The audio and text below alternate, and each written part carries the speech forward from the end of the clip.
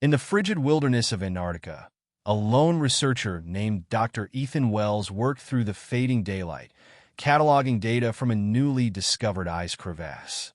Ethan, a climatologist and glaciologist, was on his third year of a solo research program, and he was beginning to feel the weight of solitude more than ever.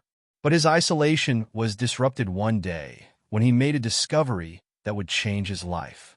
As Ethan worked his way into a glacial cave system, he stumbled upon something astonishing, a shimmering figure trapped deep within a wall of blue ice. The frozen figure was humanoid, yet her features were distinctly alien. Her skin had an iridescent quality, like frost on glass, and her eyes were closed as though she were simply sleeping. Strange metallic threads intertwined with her long, silvery hair, and an intricate bodysuit adorned her form, looking neither human-made nor primitive. Shocked, Ethan took a step back, his breath visible in the cold air. But something about her presence, even frozen, felt inviting, almost familiar.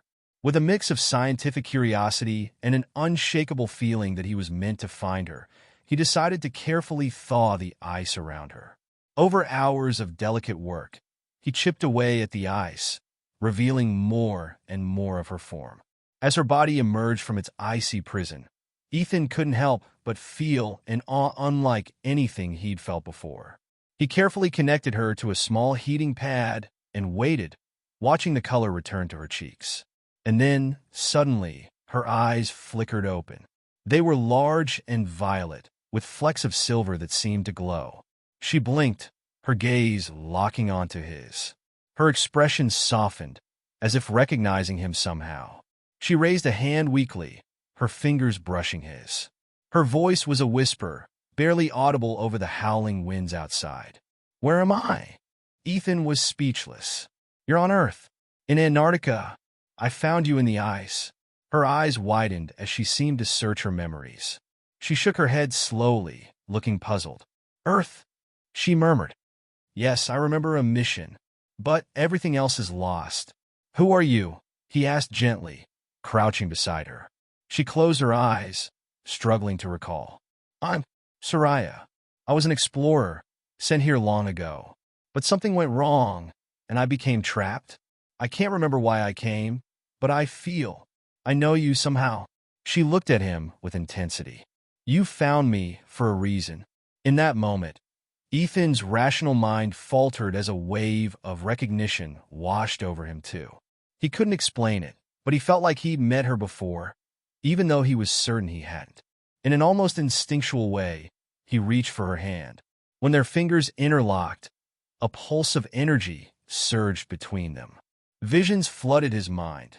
Starry skies, strange planets, and a ship in deep space. The images faded, leaving Ethan breathless. He looked at her, stunned. "I saw memories? Were those yours?" She nodded, though she appeared as bewildered as he was. "I think we were connected somehow before. But something happened that erased my memory and altered yours. You're not just a researcher, Ethan." Ethan felt a sense of purpose rise within him, one he hadn't felt in years. As they sat there, the crevasse's icy walls began to crack ominously, likely disturbed by the warmth of their presence. Without hesitation, he helped her to her feet, and they stumbled back to the entrance of the cave just as a chunk of ice collapsed behind them. Together, they made it back to his base camp. Over the following days, Seraya regained her strength and began to remember fragments of her mission. She had come to Earth in search of a mineral that could save her dying planet. But her ship had malfunctioned, and she'd crash-landed into the ice thousands of years ago, entering a state of stasis to survive. Yet her memories of him remained hazy, even as their bond grew deeper. As they spent time together, more visions would come, brief but vivid glimpses of other worlds and lives they might have shared in the distant past. One night, as the auroras painted the sky in brilliant hues, Seraya turned to Ethan, her violet eyes reflecting the lights above.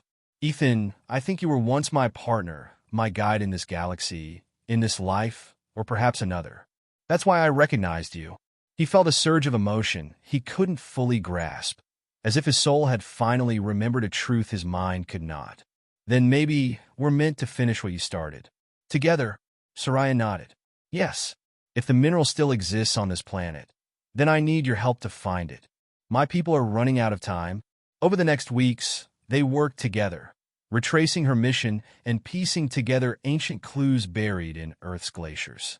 They journeyed across icy terrains, battled snowstorms, and studied clues that led them to hidden reserves of the rare mineral she sought. Finally, they located the mineral, embedded deep in the Antarctic ice, just as her spaceship's ancient distress beacon started to hum back to life. As they stood near the ship, Seraya turned to Ethan, holding his hand. "Thank you," she said. "You didn't just save me. You reminded me of who I am and who you were to me." With a heavy heart, Ethan realized her time on Earth was over. He watched as she stepped into her ship, its thrusters humming with new energy. But before she left, she leaned down and touched his forehead. In that brief moment, she shared with him one final, powerful memory of their past, a life they once shared across stars. With a whisper of a goodbye, she disappeared into the night sky, leaving Ethan staring after her. He felt a strange calm, knowing he had fulfilled a purpose beyond what he'd ever understood.